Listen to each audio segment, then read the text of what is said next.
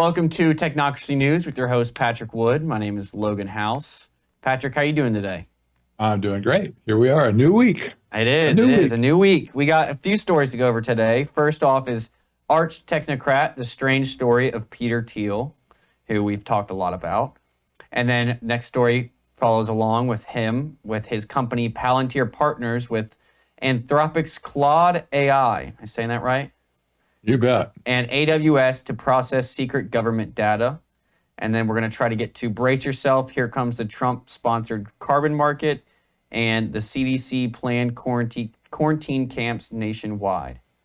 We'll start off with Arch Technocrat, the strange story of Peter Thiel, who we've talked about, obviously, and who obviously has been very influential in bringing J.D. Vance from where he's been up to where exactly. he's at. Exactly. And this is a story that's going to keep on giving, I think, over time, because I'm certainly not done with examining Peter Thiel and his business interest and his genesis in the first place. And I want to understand his mind. And anyway, we're on that trail right now. But this story, this was penned by my friend James Corbett of the Corporate Report. I say he's a friend. He's a libertarian. I don't agree with that, but nevertheless, he's a great researcher. He drilled into Peter Thiel's history. This story is spills the beans on a lot of stuff. But the key thing here about Peter Thiel is that he's simultaneously attached himself to the deep state and to the populist movement, both. This seem odd to people, but he's definitely in that mode where he's connected to all the governments of the world, all the intelligence agencies of the world, all the militaries of the world, etc. And yet he's been part of the populist movement because he attached himself to Trump along the way, a few years ago, actually. Technocrats often masquerade as libertarian. This guy is not a libertarian in any way, shape, or form, but he kind of says he is, but there's no resemblance whatsoever. Sometimes technocrats masquerade as conservative as well. You'll find as you look at this guy, he's not conservative in that sense at all. He also just incidentally has Asperger's syndrome, which is part of the autism spectrum. He's obviously high functioning, but he's a brilliant guy, as a matter of fact. But it's just interesting to discover what makes this guy tick. One article in the Intelligencer he described him as the cult leader of the cult of disruption. And it also said the world is his chess game, and winning at any cost is his only goal. You know, you have to shake your head here. What's going on here with Peter Thiel? You know, obviously, he's a brilliant guy. He's been in business for at least 20 years now, over 20 years. And yet, we find, looking into his history, here's the guy who basically set the tone for Silicon Valley in the first place. Lots of his policies that he invented back in the early 2000s are with us all over Silicon Valley at this point. In other words, this is the way people run their companies, run their hedge funds, et cetera, to build maximum growth, break things, ask questions later, sort of thing. It was his philosophy that influenced the whole spectrum of Silicon Valley. That and alone should be studied and understand what's going on here. But you see all of these technocrats now, like him, have ganged with him to attach themselves to the populist movement. This is giving rise to what I call the techno-populist movement. It's very dangerous as well because the technocrats aren't used to losing, basically. And the populace, in the end, that's just we the people, right? We will be the losers in the end. But technocracy has a way of always getting their way to enforce their policies on everybody. We see this with his company, Palantir, for instance, is a huge contractor to the government now. Not only our government, oh my gosh, governments in Europe, Australia, even Malaysia, law enforcement all over the world. His data, this is a data collection mining company using AI to process the data to make stuff happen. That's why he basically gave this whole software package to Ukraine to use in targeting or making targets and destroying targets in the war against Russia. The theory was, well, we need to have an actual war to go test our software. So let's give it to them, see what they do with it. Well, they got their answers, right? It's been catastrophic for Russia, for sure.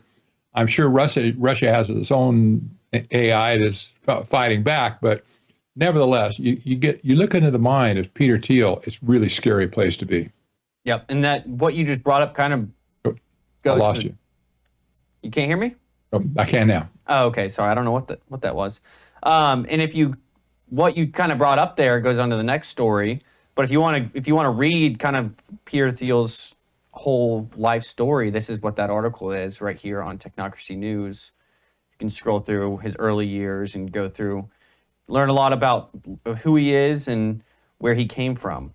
But exactly. You just kind of brought up the next story, which is Palantir partners with Anthropic's Claude AI and AWS to process secret government data. So let's go on with that one now. Maybe we'll come back to the first story after we discuss this. Palantir is Peter Thiel's company. This is his signature work of his lifetime at this point. And basically, if anybody ever saw the movie The Lord of the Rings, I'm sure a lot of people have seen this over the years. There was the character, not a character, but actually the phenomena called Sauron, the all-seeing eye that supposedly can see everything is going on in society, whatever. This is where the name Palantir came from in the first place, was from the Lord of the Rings. And basically that was the seer stones that were used by the wizards to project themselves or do remote viewing to other places on Earth. Well, this is totally occultic on one hand, but anyway, he got this idea from the movie, and he called the company Palantir because that's exactly what it's doing. They're seeking to collecting all the data of the world in order to see into what's going on everywhere in the world. So now, in any case, Palantir has partnered with Anthropic. This is a new competitor of OpenAI and Sam Altman. Everybody kind of thought that Anthropic was going to be the good guy in the mix because they said they're not going to do the stuff that OpenAI was doing. They were going to put safety regulations in place and guardrails and ethical development, all kind of stuff. But in the meantime, we see that, well, now Palantir has partnered with Anthropic, that with their product called Claude AI, and with Amazon Web Services to process, quote unquote, secret government data. Isn't this special? Well, actually, they're in bed with the intelligence agencies. They're in bed with the military as well. So what could go wrong with this? Logan, what do you think? Yeah, exactly. And that's what we've talked about Palantir before, and how they were trying to create a database to, classify people by threat of, they were saying a threat of terrorism or something like that. But it's kind of goes in. They were trying to create kind of software that the government was trying to create after 9/11. And this right here helps them do it if they are getting secret government data being put into their software. Exactly. The military obviously has grown way stronger than it should. Anybody would look at them and say they're over the top. And that's certainly clear here. But at this point, the military intel establishment is basically subsuming the AI industry. In other words, they funded many of these companies in the first place, but now they're making the harvest of this by taking these companies back in, or the software they developed back in there into the fold. And you see this, the whole industry at this point is getting money from the defense intelligence arena. Yep. This should not be this way at all. All these companies said, "Oh, we're going to help mankind somehow. We're going to revolutionize the way business is conducted, etc." But in the back door, basically, they're making this beast system that will control everything on Earth. In the end, yeah, is absolutely stunning.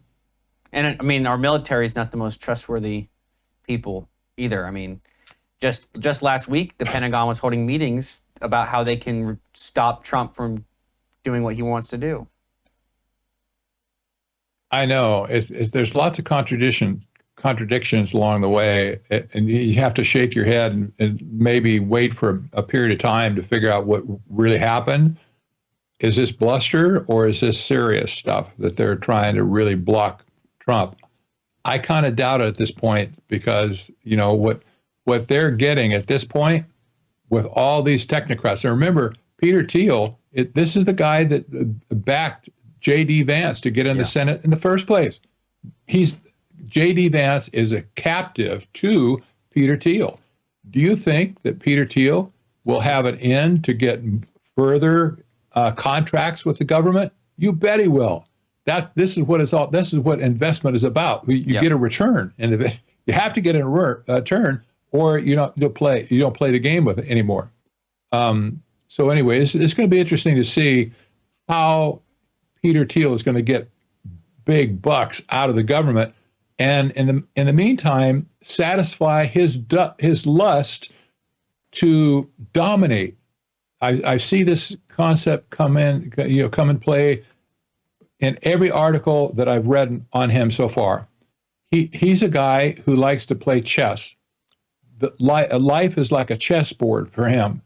He plays business like a chess game, and he wants to dominate the playing board. Period. And it's not that he wants to get rich. He's plenty rich already. But he wants to dominate. This is, I think, is this driving passion, this driving life force is to dominate whatever he goes after. And if he gets his way in the end, if he's dominating our government to get his way with all the intelligence community and military community, we're all in big trouble. Yep. Yep. Well, we are at a break, so we have to come back here in just a few moments and pick up where we left off.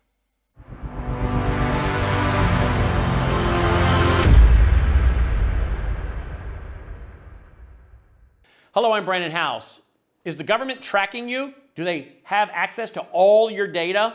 Well, if you go to worldviewtalk.com, you'll find out about a cell phone company that, does not store your data. They don't do that. This is what they're known for. They don't store your data. You have privacy. You're not being tracked. That's why a lot of folks are turning to worldviewtalk.com. You'll find their prices are very competitive. All the details are there at worldviewtalk.com. Again, worldviewtalk.com. Oh, while you're there, not only do they have cell phones that aren't tracking you, you can find out about how to get a satellite phone. Should the whole system go down and you want to communicate with a family member or a loved one, you might want to have a satellite phone. Or how about their solar generators? They have great solar generators. Check them all out right now. worldviewtalk.com, worldviewtalk.com. Hello, I'm Brandon House. I want to thank you for all your support at wvwfoundation.com. that helps make possible pushing out 24/7 content for free. Without your support, we'd have to put it all behind a paywall. But thanks to you and your support through our foundation, we're able to push it out for free as a broadcast service and broadcast ministry of WVW Foundation. Please consider going there and setting up an automatic monthly contribution, or go there and make an occasional contribution. If you prefer to support us through the mail, you'll find our mailing address there at wvwfoundation.com. You can also call and make your contribution over the phone by calling 901-825-0652. That's 901-825-0652. Again, all these details are available at wvwfoundation.com. Thank you for your support as we try to help people around the world understand the times through the lens of a Christian worldview.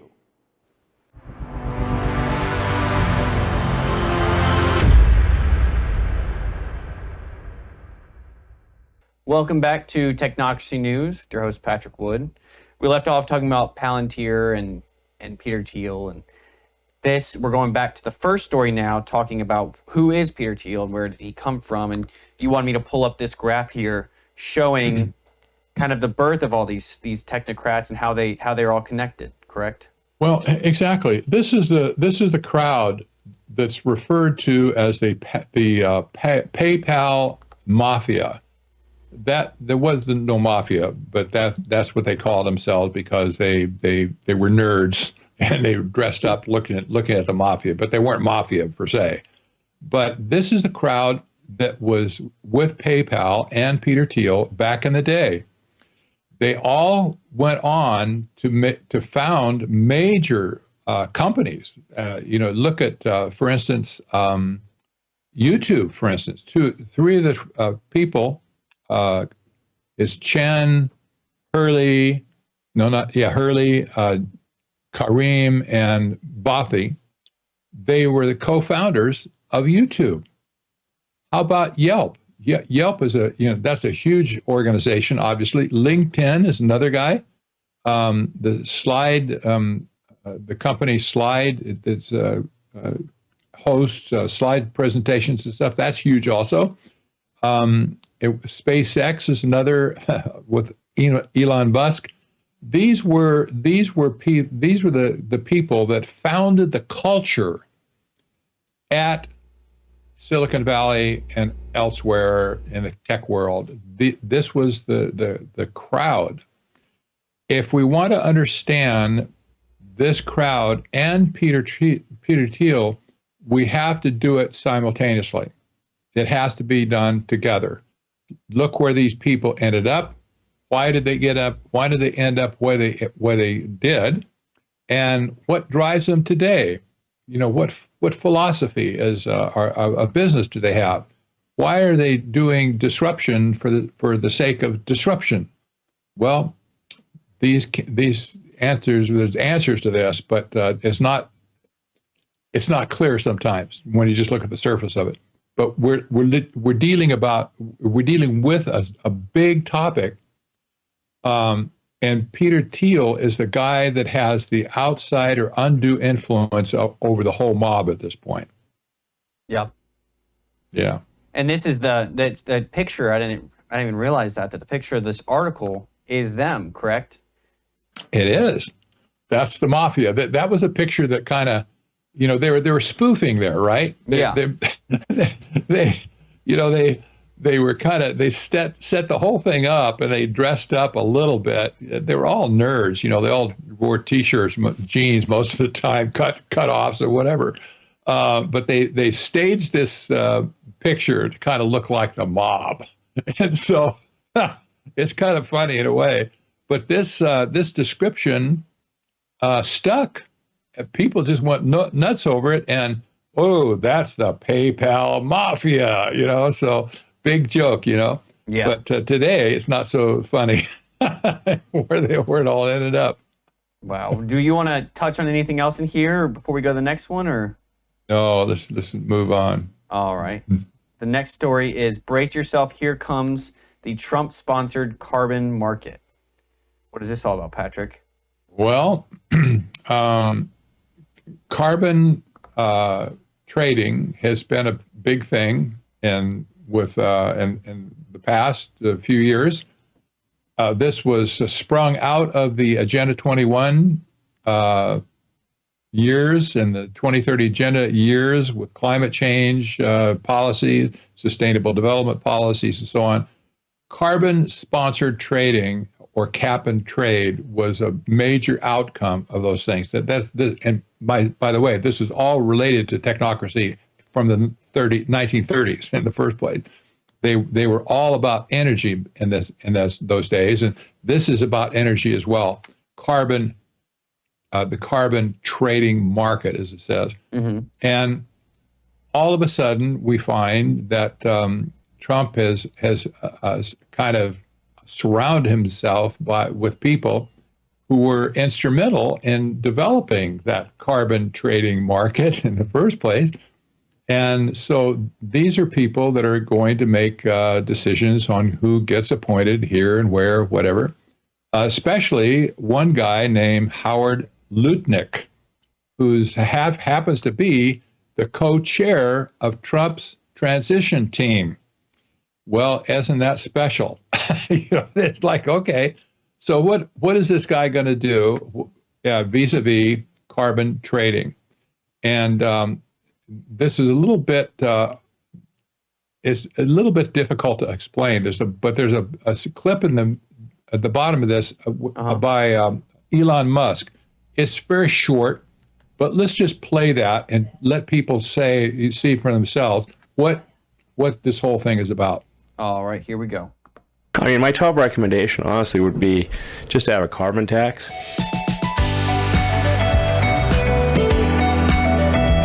If the price is wrong, the economy doesn't do the right thing. So we got basically an unpriced externality in the carbon concentration in the oceans and atmosphere. If we just put a price on it, the market will react in a sensible way. Like, what do 90% of economists think? And like, they all agree. Okay, we should do that.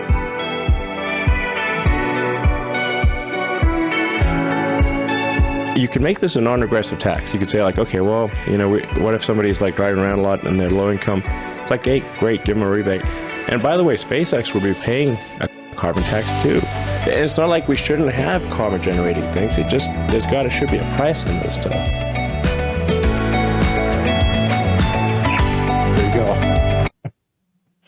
Interesting. Okay. You get the idea. Yep. Technocrats in general, you'll find, support this concept of an energy tax or carbon tax to prevent the use of fossil fuels. That's the only reason for it, to increase the price of fossil fuels to the point where they're not competitive anymore with alternative energy. This is devious. It's sick, basically, because hey, God gave us all this stuff like the coal in the ground, the natural gas, the oil, all these things for energy to fuel our modern economy, but they're turning their back on that whole thing, basically wanting to control all the energy that's above ground at that point. And anyway, all this to say, we can almost bet at this point that policy will be enforced somewhere along the way in the Trump administration. And it'll be sponsored by Republicans, by the way. I've seen Lutnick around everywhere. He's been doing interviews around everywhere. I didn't know who he was. He also founded a company called, sorry, I just lost it. Satellogic. Do you know what that is? Yes, exactly. Something to do with blockchain? Yeah. Exactly. This is the concept of this company was to impose a massive blockchain-based carbon market in Latin America. That is, in other words, when they say blockchain-based, that's like tokens, like Bitcoin, where you can trade these things for a price and generate more carbon credits or blockchain credits along the way if you suppress your output. It was really sick. But anyway, this is the guy that he's big, made lots of money on this whole scheme in South America. And he probably is not going to change his spots at this point. I don't think. Yeah. I don't see any evidence of it. Well, do you want to go on to the last story here? Let's try it. All right. The CDC planned quarantine camps nationwide. You think? Yeah, that's what I was thinking. Okay. This story came from Brownstone Institute. Jeffrey Tucker wrote this story. He's a legitimate guy. I'll tell you what. He's a hard hitter. He's been tracking the COVID years like a hawk. And this article just came out recently, where he discovered a plan buried in the archives of the CDC to implement what they called green zones, or they had another term for it, shielding. But basically, it was based on concentration camps. This is absolutely amazing. These plans were drawn up. They had no signature on it, but they appeared on the CDC's website without signature. So you can't trace exactly who wrote it, but somebody wrote it because they accepted it and they put it on the website, right? So here's the concept that that nobody saw at the time. We barely missed that bullet.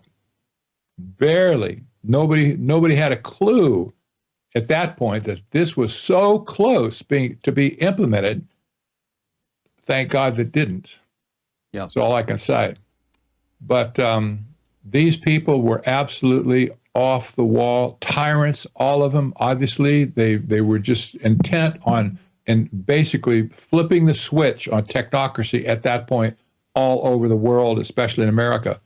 And it would have crushed us to be herded into camps away from society. They called them green zones, basically criminalizing the sick. They talked about physically separating high-risk individuals from the general population. This is so sick. You just wonder what were they thinking. But let me tell you this as we close this. These people, whoever they are, they're still there. Yeah. This is the first takeaway. What's going to happen in the future? Nobody. Maybe Trump could figure out who these people are and fire them, but I don't think may not be possible to know who they are for sure. Yep. But this philosophy, this mindset, is deeply rooted in the CDC. And as Tucker says at the end of this article, the CDC has 10,600 full-time employees and contractors and a budget of $11.5 billion. He's concluding here, I agree, in the light of this report, everything else that has gone on there for 4 years, both numbers should be 0. Yep. They should shut it down. Yeah. And I mean, they definitely will try doing it again. They got as far as they did. They definitely are going to try doing it again. Yes. Yeah. This is a mindset that will not go away. In fact, I should make the comment, the technocrat mindset is not easily swayed. That once they have their focus on something, they're gonna go for it no matter what, because they have their blinders on at that point. They can't see anything else. Yeah. So whatever their preconceived idea is, you'll see them doing it 1 year down the road, 2 years down the road, 5 years down, the same stuff. They've been doing this for almost 100 years at this point. Yep. And they haven't given it up. Exactly. They're still after it. Well, we are out of time. We're going to pick back up on Thursday. Do you have anything else you want to say to close us out? No, we're on a roll, I think, but